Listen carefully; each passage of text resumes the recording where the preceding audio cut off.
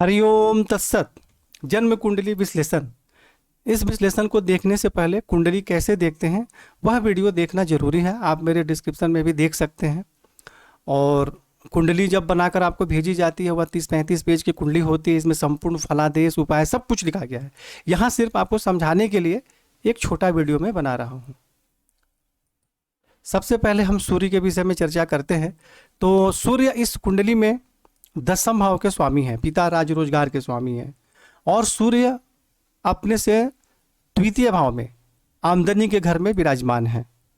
तो इसका फलादेश यह होगा कि पिता राज्य रोजगार के क्षेत्र में सुख सम्मान तथा सफलता प्राप्त होती है। आमदनी भी बहुत अच्छी होती है। यहाँ से सूर्य पंचम भाव में दृष्टि डालते हैं तो विद्या बुद्धि संतान का भी श्रेष्ठ सुख प्राप्त होता है। परंतु सूर्य यहाँ 24 अंश के हैं, अंश बल में बिल्कुल कमजोर हैं। तो इसलिए सूर्य को प्रबल करना आवश्यक है, जिससे कि आपका रोजगार में भी सफलता प्राप्त हो और विद्या बुद्धि संतान आमदनी सभी के क्षेत्र में सफलता प्राप्त हो। चंद्रमा के विषय में चर्चा करते हैं। तो चंद्रमा भाग्य भाव के स्वामी है और ये द्वादश भाव में विराजमान है। और चंद्रमा पर शनि की दृष्टि भी है। देखिए, चंद्रमा पर शनि की दृष्टि भी, हालांकि गुरु की भी दृष्टि है, परंतु जो परेशानी वाला योग है हम उस पर ध्यान देना चाहिए कि हम परेशानी कैसे ठीक करें।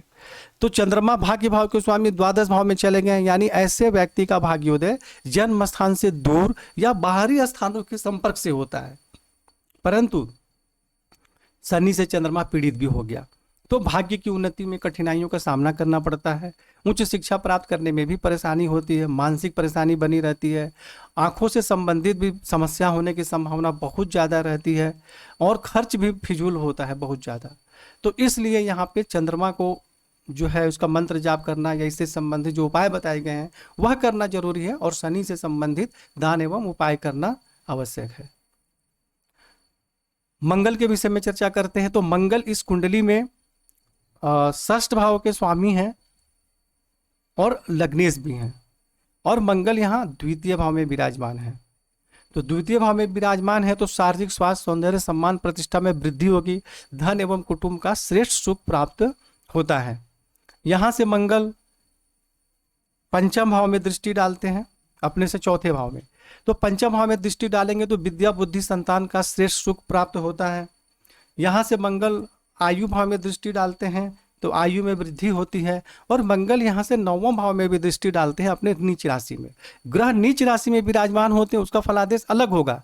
नीच राशि में दृष्टि डालेंगे तो वहाँ परेशानी नहीं करेंगे, तो यहाँ भाग्य की उन्नति होगी, उस शिक्षा प्राप्त करने में भी सफलता प्राप्त होगी और आप धर्म का पालन भी करेंगे इत्यादि। मतलब मंगल जो है वह अच्छा फलादेश है। मंगल का किसी भी प्रकार की कोई परेशानी मंगल नहीं कर रहे, परंतु मंगल बिल्कुल कमजोर है, 0-2 अंश के हैं। तो यहाँ पे आपको मंगल को प्रबल करना सबसे ज़्यादा जरूरी है। मंगल का फलादेश बिल्कुल सही है, कहीं भी किसी प्रकार की परेशानी नहीं कर रहे हैं तो मंगल का प्रबल करें और हनुमान चालीसा इत्यादि का पाठ वगैरह भी करें, जिससे कि मंगल का श्रेष्ठ लाभ आपको प्राप्त हो। उसके बाद बुध के विषय में चर्चा करते हैं। बुध इस कुंडली में 8वें भाव के स्वामी एवं आय भाव के स्वामी, एकादश भाव के भी स्वामी हैं। और बुध इस कुंडली में द्वादश भाव में विराजमान हो गए, अर्थात कि आमदनी से खर्च ज़्यादा होता है, परंतु बाहरी स्थानों के संपर्क से आमदनी के योग भी बनते हैं। यानी आप चाहे कहीं भी रहें, जहां आपका जन्म स्थान है उससे दूर की कोई कंपनी या उसके किसी भी व्यक्ति से संबंध स्थापित करके आप कोई भी कार्य करेंगे तो उसमें आपको आमदनी के योग अच्छे बनेंगे। और खर्च भी ज़्यादा होगा, तो खर्च तो खैर प्रत्येक व्यक्ति का होता ही है। और उसके बाद हम गुरु के विषय में चर्चा करते हैं। तो गुरु यहाँ पे जो है वो द्वितीय भाव के स्वामी है और पंचम भाव के स्वामी है, यानी धन एवं कुटुंब के भी स्वामी हैं और विद्या बुद्धि संतान के भी स्वामी हैं। और ये 6th भाव में चले गए। जैसा कि आप लोगों को कई बार बताया हूँ, 6ठे 8वें 12वें में कोई भी ग्रह चले जाते हैं तो उनके फल में थोड़ी कमी होती है। हालांकि गुरु वक्री हैं, बहुत मजबूत स्थिति में है, तो यहाँ जाने से क्या होगा, शत्रु पक्ष पर तो प्रभाव रहेगा, परंतु धन कुटुंब विद्या बुद्धि संतान के सुख में कुछ कमी भी होगी। यहाँ से गुरु 10वें भाव पे दृष्टि डाल रहे हैं तो पिता राज रोजगार के क्षेत्र में सुख सम्मान तथा सफलता प्राप्त होगी। 6th भाव भी नौकरी का होता है और गुरु यहाँ पे विराजमान है तो नौकरी में भी सफलता प्राप्त होगी। और यहाँ से यहाँ जब दृष्टि डालेंगे तो पिता राज रोजगार के क्षेत्र में भी सुख सम्मान तथा सफलता प्राप्त होगी। गुरु यहाँ से द्वादश भाव में दृष्टि डाल रहे हैं तो बाहरी स्थानों के संपर्क से जीवन में उन्नति होगी। और चंद्रमा पर दृष्टि डाल रहे हैं तो यह एक बहुत अच्छा योग है, इसको गजकेसरी योग बोलते हैं। और यहाँ से गुरु द्वितीय भाव में भी वापस अपने ही घर में दृष्टि डाल रहे हैं, तो धन एवं कुटुंब का भी सुख प्राप्त होगा। परंतु यहाँ पर छठे घर में चले गए तो श्रेष्ठ लाभ प्राप्त नहीं होगा। लेकिन हालांकि अंश बल में कमजोर है, लेकिन वक्री है। कोई भी ग्रह अंश बल में कमजोर है और वक्री हो गया तो यानी कि उसके बल में वृद्धि हो जाती है। तो यहाँ गुरु से संबंधित जो उपाय आपको बताए गए हैं वह करना है, मंत्र जाप इत्यादि। तो गुरु भी फलादेश से आपको अच्छा ही लाभ दे रहे हैं, कोई परेशानी नहीं कर रहे हैं, परंतु छठे भाव में आ गए हैं, इसलिए आपको इसका मंत्र जाप इत्यादि करना जरूरी है। शुक्र के विषय में चर्चा करते हैं तो शुक्र इस कुंडली में पत्नी भाव के स्वामी है और द्वादश भाव के स्वामी है, खर्चे के भी स्वामी है और दसम भाव में विराजमान है। तो यहाँ क्या होगा, बाहरी स्थानों के संपर्क से एवं पत्नी के सहयोग से रोजगार में सफलता प्राप्त होगी। आपकी पत्नी भी रोजगार करने वाली होगी, वह भी कोई ना कोई कार्य करेंगी और बाहरी स्थानों के संपर्क से भी रोजगार में आपको सफलता प्राप्त होगी। और शुक्र यहाँ से चतुर्थ भाव में दृष्टि डाल रहे हैं तो माता जमीन जायदाद प्रॉपर्टी का सुख प्राप्त होगा। तो यहाँ पे शुक्र से संबंधित जो उपाय बताए गए हैं वह सब आपको करना है। मंत्र जाप इत्यादि आप कर सकते हैं, लक्ष्मी मंत्र का जाप कर सकते हैं और गाय को आप चारा रोटी इत्यादि सब खिला सकते हैं, जो उपाय आपको बताए गए हैं।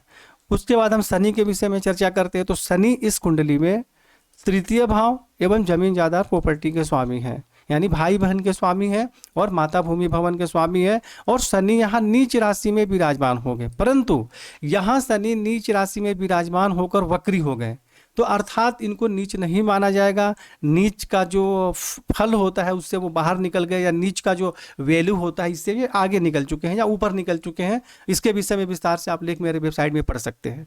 तो शनि यहाँ पे जो है नीच राशि में तो विराजमान है, परंतु नीच में नहीं माने जाएंगे, उच्च के जैसा फल देंगे। तो शनि यहाँ पे विराजमान होकर शत्रु पक्ष पर प्रबल प्रभाव रहेगा, कोई भी व्यक्ति जीत नहीं सकता है शत्रुता करके, परंतु पेट में बीमारी भी होगी, पथरी इत्यादि होने की बहुत ज़्यादा संभावना ऐसे व्यक्ति को होती है। शनि यहाँ से अष्टम भाव में दृष्टि डालेंगे तो आयु में वृद्धि होगी। यहाँ से शनि द्वादश भाव में दृष्टि डालेंगे तो यहाँ चंद्रमा पे दृष्टि डाल रहे हैं व्यय भाव में, तो यह परेशानी के योग हो गए कि भाग्य की उन्नति में कठिनाइयों का सामना करना पड़ेगा, उच्च शिक्षा प्राप्त करने में भी परेशानी होगी, मानसिक डिप्रेशन रहेगा, खर्च भी उलूल जुलूल फालतू के सब बहुत सारे होंगे।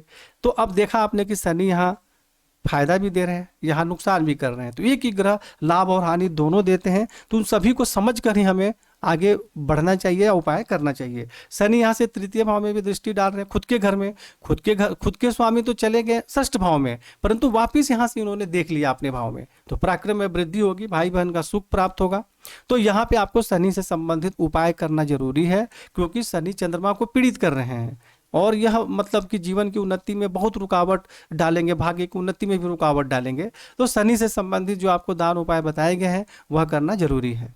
राहु के विषय में चर्चा करते हैं। राहु यहाँ पंचम भाव में विराजमान है, तो भाग्य की उन्नति में कठिनाइयों का सामना करना पड़ेगा, उच्च शिक्षा प्राप्त करने में भी परेशानी होगी, धर्म का पालन ठीक से नहीं करेंगे। यहाँ से लग्न में दृष्टि डालेंगे तो शारीरिक स्वास्थ्य, सौंदर्य, जीवन की उन्नति में कठिनाई तथा परेशानियों का सामना करना पड़ेगा।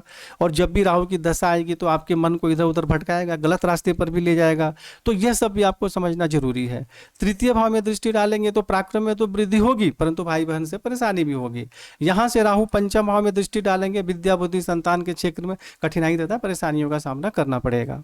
तो आपको राहु और केतु का दान उपाय करना जरूरी है। राहु केतु का कोई मंत्र जाप नहीं करना है, रत्न नहीं धारण करना है। शनि राहु केतु तीनों का ही मंत्र जाप आपको नहीं करना है, रत्न धारण नहीं करना है, इनसे संबंधित दान एवं उपाय करना है। आप मंगल का रत्न धारण करिए, मंगल को प्रबल करिए आप, और चंद्रमा को भी आप ठीक करिए। भले ही 13 अंश के हैं, लेकिन स्थान बल में तो कमजोर हो गए, द्वादश भाव में चले गए। तो और आप गुरु को जो है इनका मंत्र जाप करिए, इन सबको आप मतलब अच्छा करिए, मेरे कहने का अर्थ यह है। और सूर्य को भी प्रबल करें, सूर्य का भी आप रत्न धारण कर सकते हैं, यह बहुत आपको श्रेष्ठ लाभ देगा। सूर्य और मंगल का रत्न धारण करने से आपके रोजगार में भी सफलता प्राप्त होगी और धन एवं आमदनी का भी अच्छा योग होगा, विद्या बुद्धि संतान का भी श्रेष्ठ सुख प्राप्त होगा। तो इस प्रकार आप उपाय करें। कुंडली में विस्तार से सारे फलादेश आपको बताए गए हैं, उसको देखकर समझकर आप उपाय करें और जीवन में आगे बढ़ें। हरिओम तत्सत।